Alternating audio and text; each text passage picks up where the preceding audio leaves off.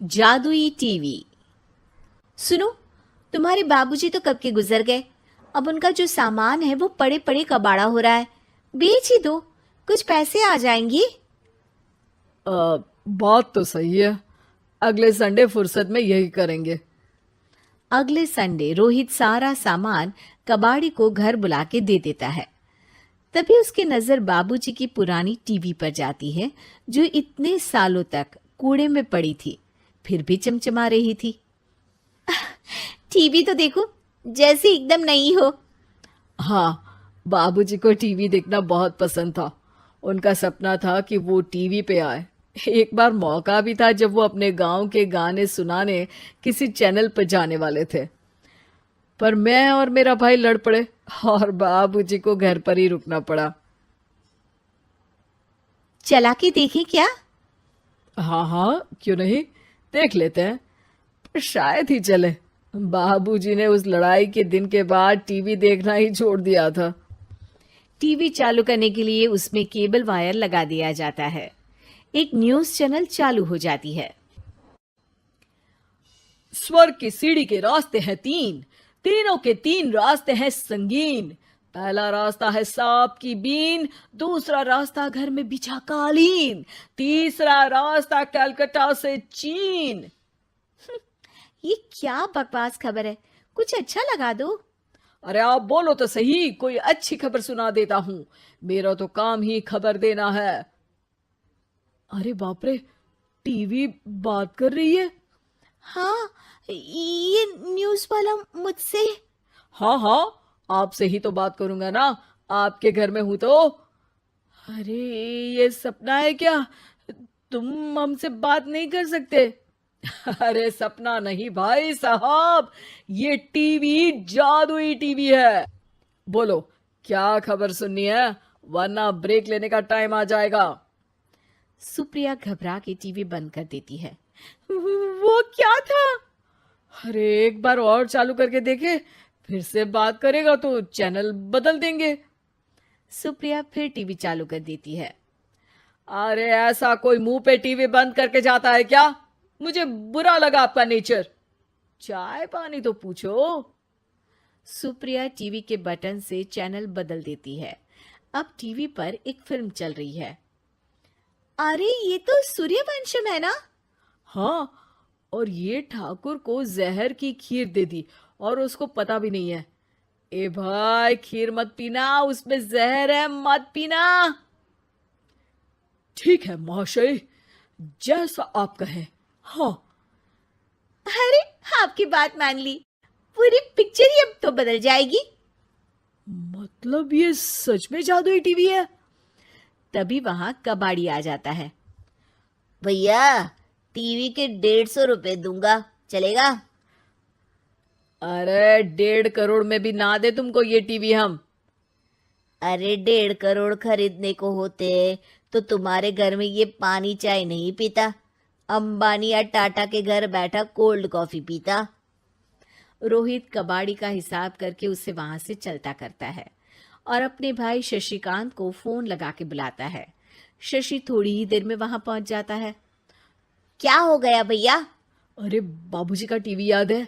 हाँ हाँ, जिसमें घुसे रहते थे हमेशा वो, और अपने को कुछ नहीं देखने देते थे।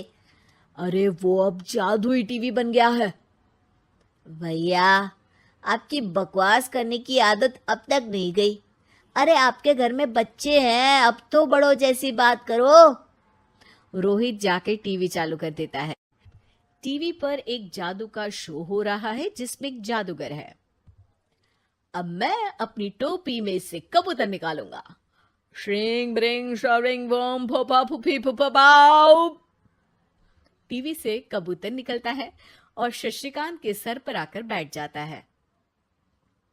भैया, ये क्या हो रहा है? भैया इसे उड़ाओ। ए कबूतर, जा जा, कबूतर चल निकल। अब मैं टोपी में से सांप। सांप सुनते ही शशिकांत कांप जाता है और भाग के टीवी बंद कर देता है। भैया, सॉरी भैया, मैं समझ गया ये सच में जादुई टीवी है, पर एक बार और ट्राई करते हैं। पर भाभी, कोई दूसरा चैनल लगाओ। हाँ, जिसमें डर ना लगे। सुप्रिया टीवी चला देती है और न्यूज लगा देती है। अरे कितने दिनों बाद मुझे याद आया, बताइए क्या खबर सुनाओ। और ये नया आदमी कौन है? ये मेरा भाई है शशिकांत। ओह यस, वही है ना जिससे तुम लड़ लिए थे किसी बात पे, और तुम्हारे बुढ़ाओ पिताजी गुस्सा हो गए थे और टीवी को संन्यास दे दिया था। हैं? तुमको कैसे पता ये सब? इस टीवी में रहने वाले आदमी से लेकर कबूतर तक को तुम्हारे बाबूजी और तुम्हारी बातें पता है, इसलिए तो ये जादुई टीवी है। ये टीवी क्या कर सकती है वैसे? तुम जो मांगो दे सकती है। कहानी बदल सकते हो, खबर बदल सकते हो, कोई चीज मांग सकते हो। अरे भैया, ये टीवी मैं लेके जा रहा हूँ। बाबूजी का लाडला तो मैं ही था ना। अरे ऐसे कैसे? मैं बड़ा बेटा था, अब तक मेरे घर में टीवी थी ना। अब तक कहाँ गए थे पिताजी के लाडले? तुम्हारी गलती का एहसास भी है। अरे भैया, ज्यादा ना बोलो वरना भूल गए आपके दांत तोड़ दिए थे मैंने उस लड़ाई में। मेरी बीवी के सामने मेरी बेइज्जती करता है। रुक। दोनों भाई हाथापाई पे उतर जाते हैं। रुक, बताता हूं तुझे कि कौन बड़ा है। अरे छोटे का दम तो देख लीजिए आप। ये खबर आपके बाबूजी को देता हूं। तभी टीवी अचानक बंद हो जाता है। अरे शायद टीवी नाराज हो गया। और लड़ लो, आए बड़े खली बनने। टीवी से एक तेज रोशनी निकलती है और टीवी में बाबूजी दिखाई देते हैं। बाबूजी आप? इतना चकरा क्यों रहा है? अपने बाप को नहीं पहचानता क्या? ये तो ऐसा ही है बाबूजी। प्रणाम बाबूजी। अरे चुप कर, तुम दोनों ही उल्टे हो। तुम्हारी वजह से मैंने टीवी में आने के सपने को छोड़ दिया, तुम्हारी लड़ाई की वजह से।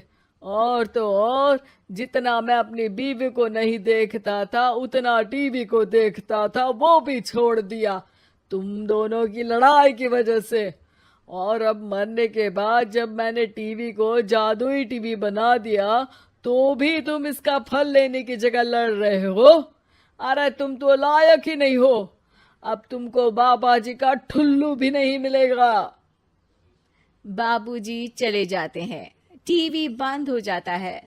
रोहित और शशिकांत गिड़गिड़ा के टीवी के सामने हाथ जोड़ के बाबूजी को बुलाते हैं, पर टीवी सिर्फ धुआं निकालता रहता है।